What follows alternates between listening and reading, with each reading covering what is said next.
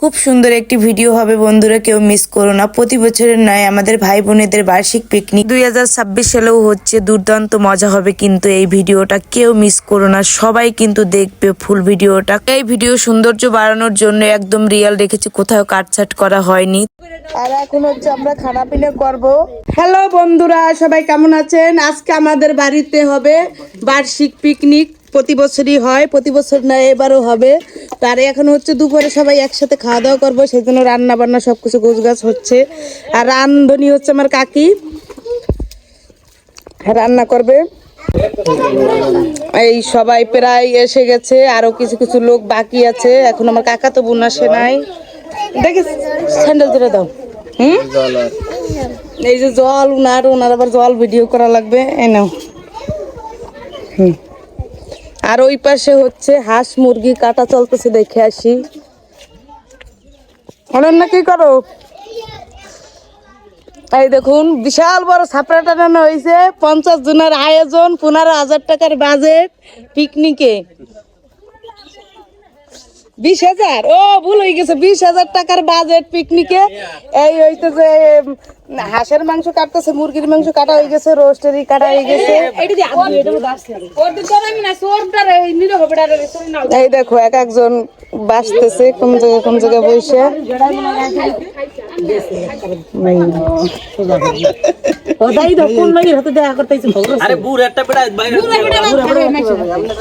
কি কষ্টরা ভিডিও করতেছি।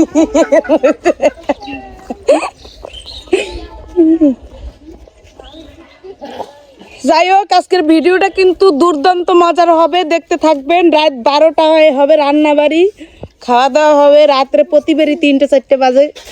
খাওয়া দাওয়া করতে করতে ডাল কিন্তু প্রায় হয়ে গেছে, দুপুরের খাবার প্রায় রেডি হয়ে গেছে। আর আমার কাকিমা হচ্ছে রান্না করতেছে, খুব সুন্দর রান্না করে। আর এখানে দেখুন এক পাতিল ভাত, বড় এক পাতিল ভাত। আরো লোকজন আসবে পরে, সবাই বসে আছে। আমরা আসলাম কিছুক্ষণ আগে। এই হচ্ছে আমি, বন্ধুরা থাকো কিন্তু সবাই। এখন একটু কাজ করি, খালি কথা বললে তো হবে না। তো সবাই দেখবেন কিন্তু আজকের ভিডিওটা। দুপুরে রান্না বাড়ি শেষ, খাওয়া দাওয়া শুরু হয়ে গেছে, অনেকেই খাওয়া দাওয়া করে ফেলছে। আর মাংস কাটা প্রায় শেষ হয়ে গেছে, অল্প কিছু বাকি আছে। এখন হচ্ছে ভাত বাড়বে, আর কিছু কিছু বাচ্চারা খাওয়া শুরু করছে। ঘুরে আসলাম আমরা কিছুক্ষণ আগে, এখন হচ্ছে সবাই বসে আছি এখানে।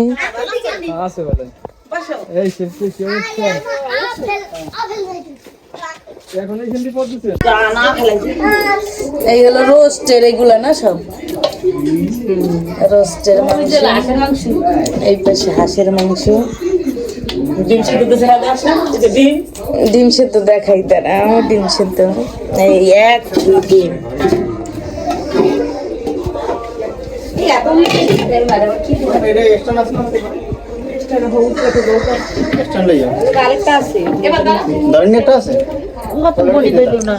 আলু কম হয়ে গেছে, ঠিক না?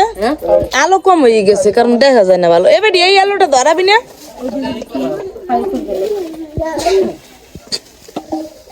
অনুষ্ঠানে কিন্তু বাছাবাছি চলতেছে, জল ঠলা আনা আছে সব। এখন আমিও কাজ করব, আরো লোক আসবে একটু পরে। সব বড় সব পেঁয়াজ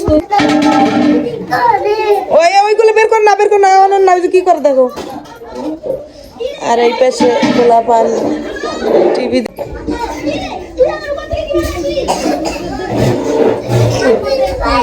বৌদিরা এসে পড়েছে। ও বৌদি, কেমন আছো? এই যে অতিথি। মামনি কেমন আছো? অতিথি এসে দেখাইতে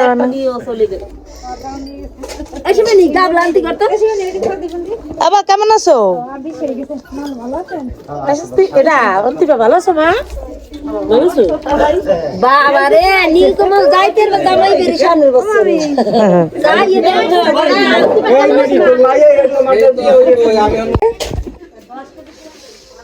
কি কি দিলা? হাই দেখাইতে পারলাম না। হ্যাঁ এই প্রথমে দিয়েছিল লবণ লেবুর রস লেবুর রস দেওয়া হচ্ছে এখানে, তারপরে দেওয়া হবে টক দই, তারপরে কি কি আর কি বিভিন্ন ইনগ্রিডিয়েন্ট দেওয়া হবে এখানে, তারপরে হচ্ছে ম্যারিনেটের জন্য ইনগ্রিডিয়েন্ট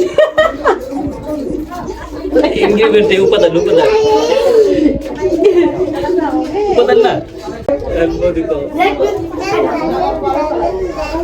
আমার কি প্লেট নে তাই খাবড়ো দেলা গিলাস দিয়ে কি করবা বাবা আবার কি করে সেটা বলে। হেট। কেমন লাগে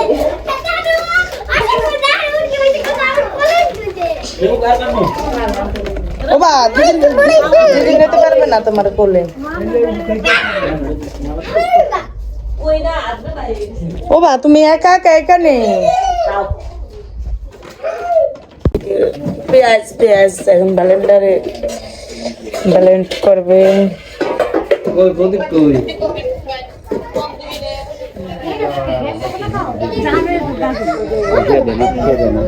এত সময় আলো ছিল না ভালো দেখা যায় নাই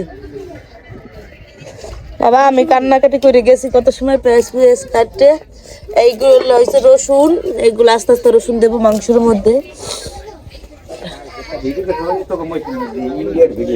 বাবা বিড়ি দেয় এক দুজন অনেকগুলো এলে সব ভাজার জন্য রসুন কাটতেছি আমি এ দাদা ডিমগুলো দেখা একটু করে দাদা ডিমগুলো দেখা এদিকে আন এদিক না না না এই এই এই ওই ডিম নিয়ে গেল এখন একটা খাইতে ইচ্ছা করে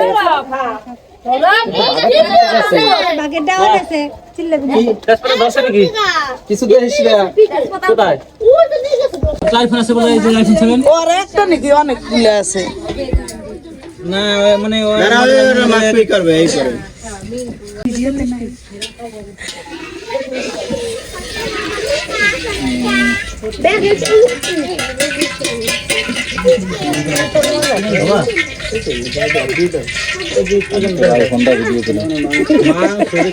আমার ফাটা ফোন আর কি ভিডিও করবি গাইস দেখতে পাচ্ছেন এখানে বেগুনের জন্য চপ বানানোর জন্য বেগুনের চপ বেগুন কাটা হচ্ছে বেগুন কাটতেছে আমার শরৎ দিয়ে ছোট ভাই শরৎ দিয়ে ভাই না কি কম ছোট ভাই আর ওই পাশে কি দেখি কি বেসুস তোরা মরিস না কোনটা আমার চুলের মোহন কোন দা মরিচ আলু জালতিয়ান দি হইতে জালতিয়ান ভিডিও কর পর রে ওই বইছস দাদা ওই আর কাম আছে ওটা কিন্তু ভাঙ্গে নেই পড়বি না কাটছি ওইগুলো কিডা কাটছে তুই এ রসুন কি আর লাগবে না নাকি কি বাসা তো শেষ রসুন না আরো বাসবো রসুন দি ক্যালেন্ডার করতারি না ওটা বন্ধ করে এ আরো বাসা লাগবে কাটা লাগবে অনন্য রে এটা থাল দাও এই যে এই যে আবু কই দেখো এই যে মই এই একদম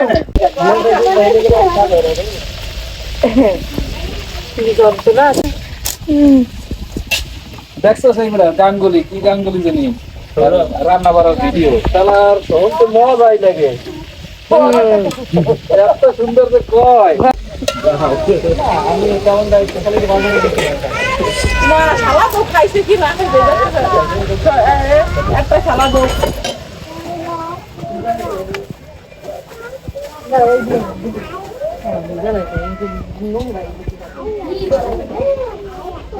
ও তোমার ভালো শেষ এটা নির্মল মেয়ে আসে নাকি না আমার অফিসে ঘুমে আয়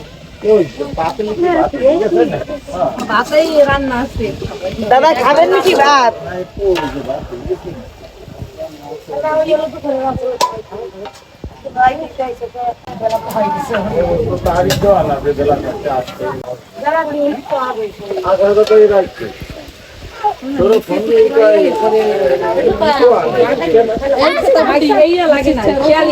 মহিলা মানুষ মানে খালি কাম করবা কি দেন আগে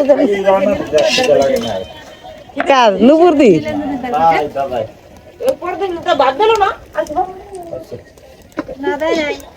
কোন আদর করতেছে না দাদারে, দাদা এখন বই রয়েছে সব খাবে, আর একজনের ওই সম্পদ নিয়ে বই রয়েছে। আর এই যে সেনাগুনা বই রয়েছে, আর উনি খালি পদ্ধতি পাতাইতেছে কি কি দেবে।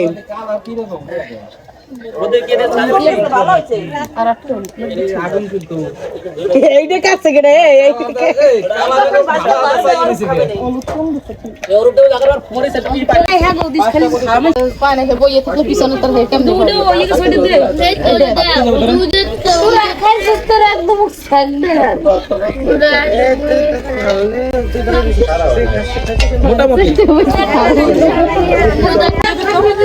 এ দাদা ব্যাগে ভরবি তুই? তোর মোবাইলটা থোড়ি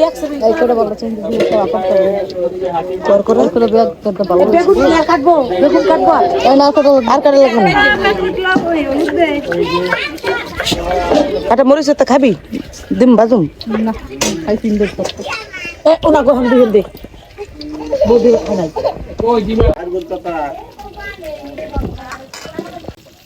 ঘুরেস না ক্যান্টিন ঘুরে মনে আমি ভয় পাই বেশি। ওই দেখ তুই শেষ পর্যন্ত নিয়ে এই সারছস।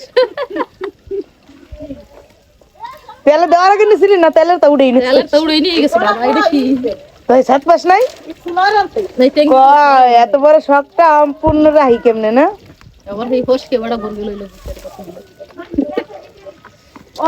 ঔষধ আছে না পাকা হেরিয়ে দেখ, ঔষধ ছাড়া আইছে। ঔষধ খাবে একবার দিয়ে রে, খাবে একবার দিয়ে। কিরমের খাইলি ডিমটা শেষ এর মধ্যে বদলি নে মাত্র মুখে তো আড়াই তো ওটা সময় লাগে। করলি কি ও আড়াই লোক কেমন? এই হচ্ছে ইলিশ মাছ, ডিম হয়ে গেছে। আর বেটা বলছো আমার গলা ভাঙছে, জানে না বেটা জানে।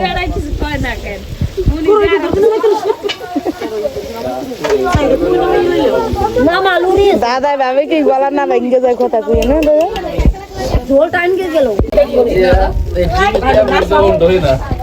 হাঁসের মাংস ম্যারিনেট করা হচ্ছে ঘুরে ঘুরে খেপছে জম্মের খেপা, আর বুড়ে গুনে নই আচ্ছা খাবার দে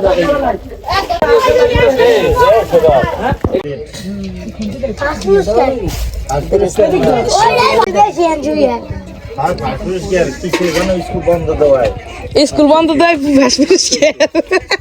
দাদাই তো ভালো কয়। রান্ধো আমাকে নতুন রান্ধনি এখন অনন্যা রান্না করতেছে। আর কও তাই ভালো হবে না, ভালো হবে না, হইলে ভালো হবে না কি চেষ্টা তুমি চালাই যাও, যারা খাবে হ্যাঁ গো তো লাগে। হ্যাঁ ঠিকই দাদা কিছু ঠিক কথা, পুরা লাগে না। আর কথা কি দাদা যেরম ওই প্রাণটা আপনারা খাইয়ে নেবেন ভালো তরকারি, হেলি ভালো হয়ে যাবে। দেখাই হ্যাঁ তো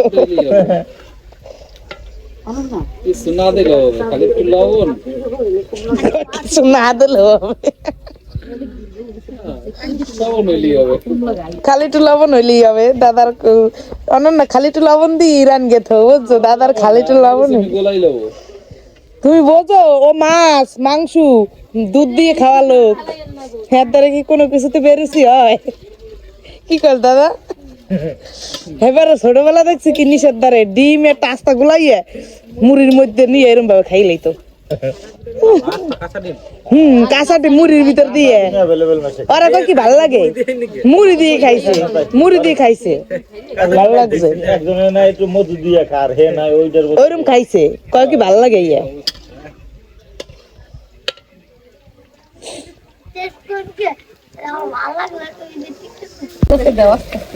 নিচে ফুলকে দেওয়া হবে, ইসের দোকান দিয়ে ছাড়ো।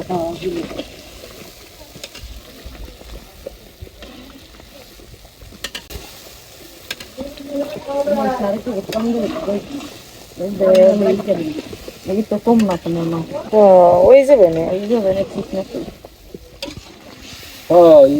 না হইলে কি হবে, না হইলেও খাই তুমি, আর হইলেও খাই তুমি। আমার কম হইলে খাই না, কম হইলে অসুবিধা নেই। ইস ওনার বলে বেশি হইলে ভালো থাকে। রাত অনেকখানি হয়ে গেছে, ভাত ওখানে কি বাধ্য হইতে আইলাম।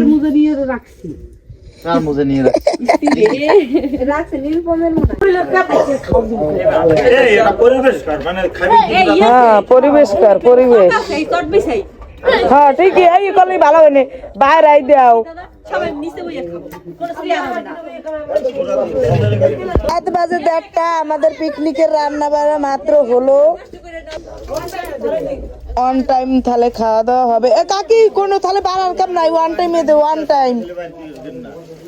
এখন আমরা খেতে বসে পড়বো। এখানে রোস্ট রেখেছে আর পাশে রেখেছে হাঁসের মাংস আর সবকিছু এনে রেখেছে এখানে গুছিয়ে, সবকিছু সাজিয়ে গুছিয়ে হচ্ছে। খাবারও দেওয়া হয়ে গেছে কিছু লোকেদের। সবার পরে হচ্ছে আমরা খেতে বসেছিলাম আর আমার কণ্ঠটা জানি খুবই বিচ্ছিরি শোনা যাচ্ছে এবং পুরো ভিডিওতেই বিচ্ছিরি শোনা গেছিল, কারণ হচ্ছে আমার গিয়ে গলা ভেঙে গেছিল, গলার স্বর ধরেছিল। বাড়িতে আসলেই আমার এটা হয়, বেশি কথা বলার জন্য আর এক হচ্ছে ঠান্ডার জন্য। আমরা শুধু ভাই বোনেরাই খেয়েছি তা কিন্তু নয়, এখানে কিন্তু কিছু কিছু লোক ছিল যাদেরকে নিমন্ত্রণ করা হয়েছিল, তারা আগেই খেয়ে চলে গেছে আর কি। আশেপাশে বাচ্চাদের নিমন্ত্রণ করেছিল। এদিক ওদিক তাকায় না দাদা, এ দা ওই মারি একটু এদিক ওদিক তাকাইস মারি। ডিস্টার্ব করতে হয় না, খাওয়ার সময় খালি খাওয়ার শব্দ শুনবি। এই ওই মারি তো সবাই রুকেছে।